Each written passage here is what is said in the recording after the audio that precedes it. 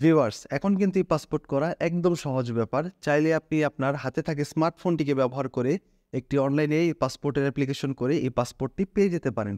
তো এই পাসপোর্ট করে কিন্তু কিছু নতুন নিয়ম এসেছে বা কিছু পরিবর্তন এসেছে, যেগুলো ফলো না করে যদি আপনি আবেদন করে ফেলেন, সেক্ষেত্রে কিন্তু আপনার আবেদনটি রিজেক্ট হয়ে যাবে এবং আপনার পাসপোর্টটি আপনি পাবেন না। তো সেই আবেদনের নিয়মগুলো বা কী পরিবর্তন এসেছে সেগুলো সহ টোটাল আবেদন কমপ্লিট, এরপরে ব্যাংকে টাকা জমা দেওয়া, ই পাসপোর্ট অফিসে যাওয়া থেকে শুরু করে পাসপোর্ট কালেকশন সমস্ত কিছু আজকে আমি আমার ভিডিওতে বলবো।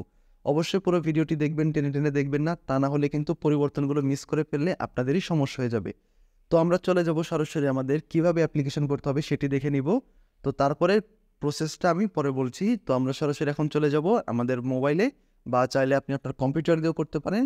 তো আমি দেখাচ্ছি এখন কীভাবে আপনার মোবাইল দিয়ে অ্যাপ্লিকেশন করবেন এবং অ্যাপ্লিকেশনটি শেষে নিয়মগুলো বলছি। তো আমরা চলে যাই সরাসরি আমাদের ফোনের স্ক্রিনে কীভাবে আমরা পাসপোর্টের অ্যাপ্লিকেশনটি করব। তো আমরা চলে আসলাম আমাদের মোবাইলের স্ক্রিনে। এরপর আমরা ক্রোম ব্রাউজারে চলে যাচ্ছি। সেখানে গিয়ে আমরা গুগলে সার্চ করব ই পাসপোর্ট বিডি লিখে। তো ই পাসপোর্ট বিডি লিখে সার্চ করার পর আমাদের সামনে ই পাসপোর্টের অফিসিয়াল যে ওয়েবসাইটটি চলে আসবে। তো আমরা ই পাসপোর্ট অপশনটিতে ক্লিক করে দিলে এখানে দেখতে পারবো আমাদের সামনে আসবে অ্যাপ্লাই অনলাইন ই পাসপোর্ট। তো আমরা এখানে ডিরেক্টলি অনলাইন অ্যাপ্লিকেশন এটাতে আমরা ক্লিক করে দিব। ক্লিক করলে আমাদের এখানে সামনে শো করবে are you applying from Bangladesh.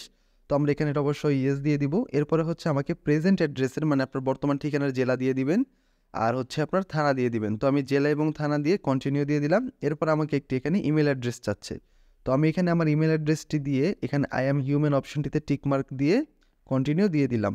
তো কন্টিনিউ দেওয়ার পর আমাকে এখানে ছোট্ট একটি অ্যাকাউন্ট রেজিস্ট্রেশন ফর্ম চলে আসবে। তো এই ফর্মটিতে আমাকে এখানে একটি পাসওয়ার্ড সেট করতে হবে। তো পাসওয়ার্ডটি হচ্ছে আপনারা একটি বড় হাতের অক্ষর, কিছু 1 2 3 এইসব দিবেন, কিছু # দিয়ে আপনি একটি পাসওয়ার্ড সেট করে নেবেন। এরপরে হচ্ছে এখানে গিভেন নেম।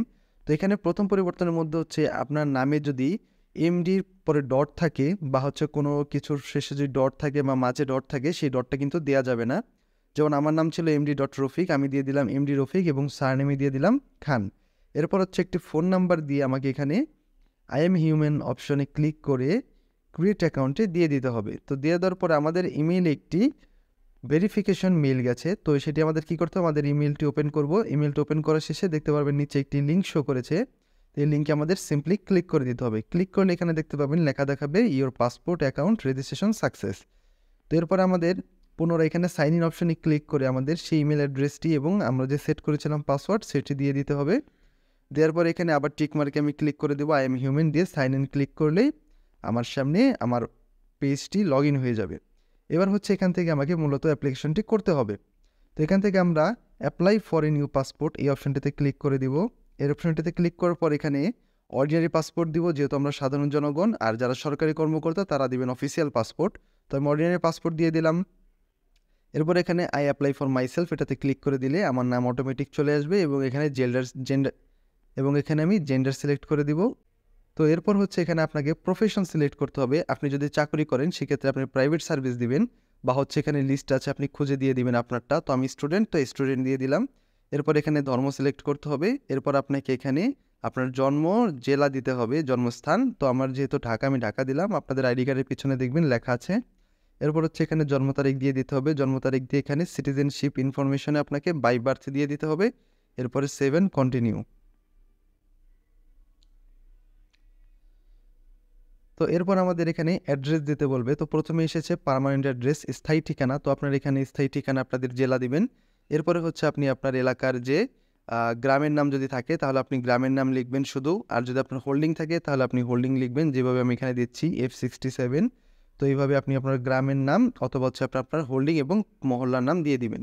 এরপরে এখানে নিচে আপনাকে দিতে হবে পোস্ট কোড, অর্থাৎ আপনার পোস্ট অফিস দিতে হবে এবং সাথে পোস্ট কোড থাকবে। এরপর আপনাকে এখানে পুলিশ স্টেশন দিতে হবে, অর্থাৎ থানা দিতে হবে।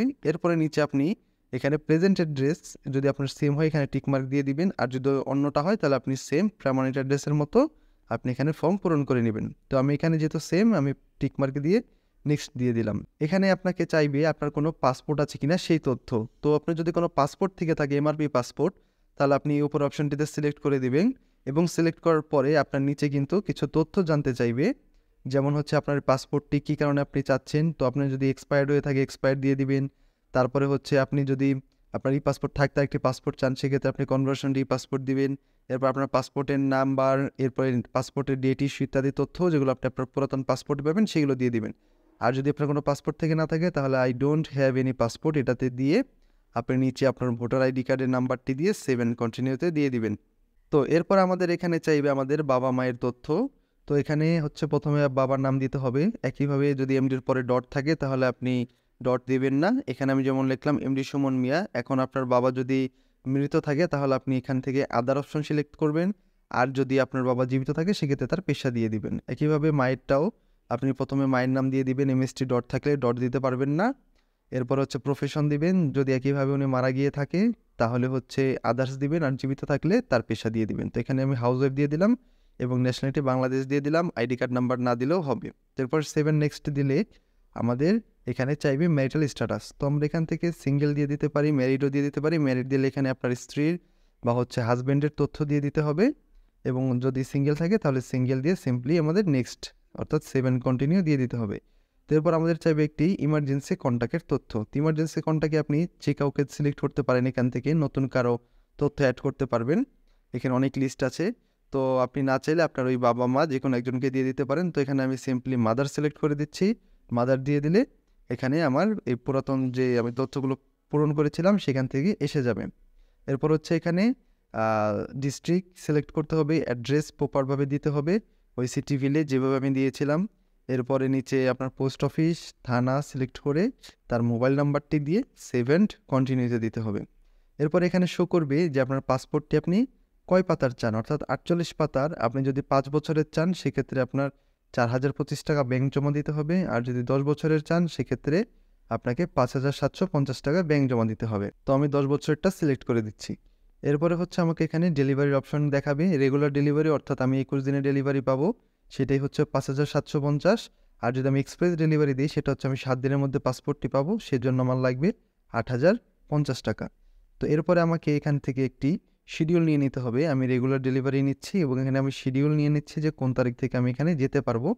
তো শিডিউল নিয়ে আমি এখানে 7 কন্টিনিউ দিলে আমাকে এখানে তারা পুনরায় সব তথ্য চেক করার জন্য একটি পেজ চলে আসবে। তো সকল তথ্য ঠিক থাকলে আপনি এখানে টিক মার্ক দিবেন, অন্যথা আপনি এডিটও করতে পারবেন। তো টিক মার্ক দিয়ে আমি confirm and proceed to payment দিয়ে দিচ্ছি। দিলে এখানে আমাকে শো করবে যে আমি পেমেন্ট কীভাবে দিব। যদি অনলাইন পেমেন্ট দিই তাহলে আমি অনলাইন সিলেক্ট করে কন্টিনিউ দিয়ে দিব। এরপর এখান থেকে আমি বিকাশ, নগদ ইত্যাদি সিলেক্ট করে আমি পেমেন্ট দিয়ে দিতে পারবো। আর যদি চাই আমি ব্যাংকে জমা দিতে সেক্ষেত্রে আমি অফলাইন পেমেন্ট সিলেক্ট করে কন্টিনিউ দিয়ে দিব, এবং কন্টিনিউ দেওয়ার পরে আমার কাজ শেষ। এরপরে আমাকে এখান থেকে একটি পিডিএফ আছে, এই ডাউনলোড অ্যাপ্লিকেশন ফর্ম, এই অপশনটিতে ক্লিক করলে আমাদের একটি 3 পেজের পিডিএফ চলে আসবে। এটি আমাদের প্রিন্ট নিয়ে নিতে হবে, এবং এরপর এখান থেকে প্রিন্ট সামের অপশনে সিলেক্ট করে এইখানের যে পেজটি আছে অ্যাপয়েন্টমেন্টের, এই পেজটি আমাদের নিয়ে নিতে হবে প্রিন্ট আউট। তো এই ছিল টোটাল পাসপোর্ট অ্যাপ্লিকেশনের নিয়মটা। এখন হচ্ছে দেখবো আমরা কিভাবে এই পাসপোর্ট অ্যাপ্লিকেশনটা নিয়ে আমাদের কী করতে হবে। তো আমি আপনাদেরকে দেখালাম যে আপনাদের 2টি পেজ প্রিন্ট দিতে হবে, অর্থাৎ একটি অ্যাপয়েন্টমেন্টের পেজ প্রিন্ট সামারি থেকে এবং একটি ডাউনলোড অ্যাপ্লিকেশন ফর্ম থেকে 3 পেজের পিডিএফ।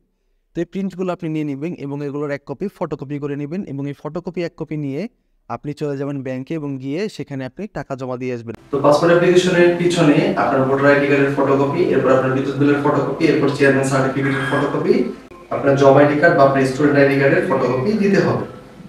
আর আপনার যদি পুরাতন কোনো পাসপোর্ট থেকে থাকে তাহলে সেই পাসপোর্টের 1 কপি ফটোকপি আপনাকে নিয়ে যেতে হবে যে পেজটাতে ছবি থাকে।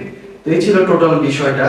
এরপর এইগুলোকে নিয়ে আপনাকে চলে যেতে হবে আপনার ওই অ্যাপয়েন্টমেন্ট ডেট অনুযায়ী পাসপোর্ট অফিসে, এবং সেখানে গিয়ে আপনি ছবি এবং ফিঙ্গারপ্রিন্ট দিয়ে আসবেন। সেখানে গিয়ে আপনি লাইনে দাঁড়াবেন, আপনাকে জিজ্ঞেস করবেন যে আমি নতুন পাসপোর্ট অ্যাপ্লিকেশন নিয়ে এসেছি। তো আপনাকে তারা লাইন দেখিয়ে দিবে এবং টোটাল নিয়ম তারা ওখান থেকে লোক দেখিয়ে দিবে, আপনি কোনো দালাল কিছু ধরবেন না। তো এভাবে আপনি ওখানে ছবি এবং ফিঙ্গারপ্রিন্ট দিয়ে আসবেন। কিছুদিন পর আপনাকে পুলিশ ভেরিফিকেশনের জন্য ফোন দিবে। তো পুলিশ ভেরিফিকেশন কমপ্লিট হয়ে যাওয়ার পরে আপনি আপনার ফোনে এসএমএস পেয়ে যাবেন, অথবা আপনি অনলাইনেও চেক করে দেখতে পারবেন আপনার পাসপোর্ট রেডি আছে কিনা, অথবা আপনার ডেলিভারি স্লিপেও কিন্তু আপনার পাসপোর্ট ডেলিভারির একটি ডেট দেওয়া থাকে। তো অনেক সময় সেই ডেটে হয় না, 2-4 দিন পরেও হয়। তো আপনি সেটা চেক করে যাবেন, এরপরে আপনি পাসপোর্ট অফিসে চলে যাবেন সেই ডেলিভারি স্লিপটি নিয়ে, এবং আপনি পাসপোর্টটি পেয়ে যাবেন। এই ছিল টোটাল নিয়মটা। তো বর্তমানে আসলে দালাল এবং কোনো লোকের ভুয়া এগুলো কিচ্ছুতে আপনি কান দিবেন না, নিজেই চাইলে অনলাইন অ্যাপ্লিকেশন করে পাসপোর্টটি পেয়ে যাবেন। খুবই সিম্পল ব্যাপার, দেখে নিলেন। আর আমার চ্যানেলটিকে অবশ্যই সাবস্ক্রাইব করে পাশে থাকুন। আমি নতুন নতুন ভোটার আইডি কার্ডের সমস্যা, তারপর হচ্ছে ভিসা সমস্যা ইত্যাদি সকল কিছু নিয়ে আমি ভিডিও বানাচ্ছি, আশা করি আপনাদের কাজে লাগতে পারে। তো দেখা হবে নতুন কোনো ভিডিওতে, ততক্ষণ ভালো থাকুন।